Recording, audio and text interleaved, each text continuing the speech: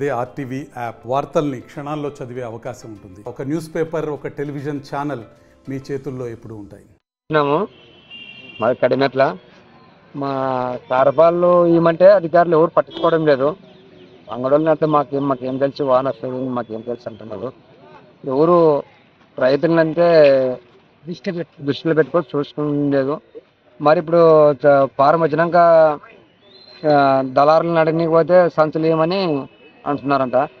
అది వాన కూడా మరి కొనుగోదారులు వచ్చినాక వచ్చలేరు. వాళ్ళు సంచులు రమ్మంటే దళాలంకలను రమ్మను వాళ్ళతో మాట్లాడతాం అని అంటున్నారు. మరి వాళ్ళు వాతే ఏమనేది తెలుస్తుంది. వర్షం వస్తుందని తెలియదు కదా మనం తార్పాల గవర్నమెంట్ మనకు ఏమన్నా చేస్తే బాగుంటుంది.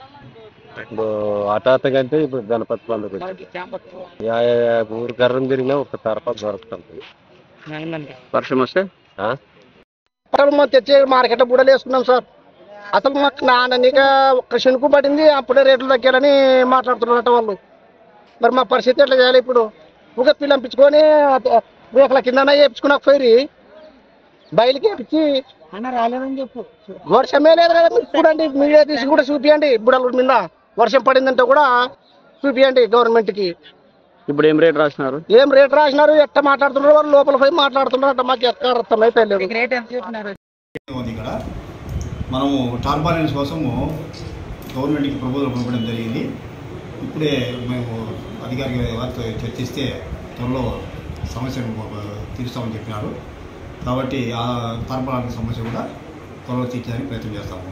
తర్వాత అమ్మాలీల సమస్య అంటే అమ్మాలీల సమస్య ఉండాలి అని చెప్పేసి మన ట్రేడర్స్ కనుక కంప్లైంట్ చేస్తే ఖచ్చితంగా అడిషనల్గా మనం అమ్మాలీస్కు లైసెన్స్ ఇష్యూ చేసి అమ్మాలీస్ను లైసెన్స్ నియమించుకునేదానికి చర్య తీసుకుంటాం. ఎందుకంటే టెండర్ అయిపోయింది. టెండర్ అయిపోయిన తర్వాత 13,500 బస్తాలు రావడం జరిగింది. ఈ 13,500 బస్తాలు టెండర్ అయిపోయినాయి. రేటు కూడా ఈరోజు బాగా మంచి రేటు రావడం జరిగింది. అంటే రైతులకి పోతే ఎలాంటి ఇబ్బంది ఏం లేదు ఈరోజు వరకు. ముఖ్యంగా ఏంటంటే టార్పాలిన్స్ వస్తే అదిగా ఉండదు. ప్లస్ ఒక జంబో షెడ్ వచ్చేసి కవర్ కప్పు మాత్రమే పెండింగ్ ఉంది. అది కానీ వస్తే ఎంత సరుకైనా కూడా జంబో షెడ్లో పోయి నిల్వ చేసుకుని ఎలాంటి ఇబ్బందులు రైతులకు కానీ వ్యాపారస్తులకు కానీ ఎవరికి ఇబ్బంది ఉండదు. కాకపోతే పేమెంట్ పెండింగ్తో కాంట్రాక్టరు చదరం పనిని ఇంతవరకు పూర్తి చేయలేదు. దానికోసమే మేము ఇప్పుడు మా డెప్యూటీ అధికారి గారు మాట్లాడడం జరిగింది. రేపు డిస్కషన్ చేసి మేడం గారితో ఏ విషయం చెప్తామన్నారు. టెండర్ లేకపోయినా కూడా మాకు పర్మిషన్ ఇస్తే మేమైనా కొనుగోలు చేసి రైతులకు కానీ టెండర్ వ్యాపారస్తులకు కానీ ఎవరికి ఇబ్బంది లేకుండా చర్య తీసుకునేదానికి మేము ప్రయత్నిస్తాం. 5,790 రూపాయలు పోయింది.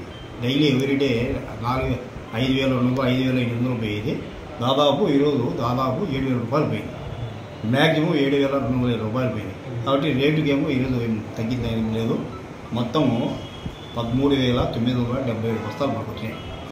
మరిన్ని వీడియోస్ కోసం ఛానల్ ని సబ్స్క్రైబ్ చేయండి. లేటెస్ట్ అప్డేట్స్ కోసం వాట్సాప్ ఛానల్ ని ఫాలో చేయండి.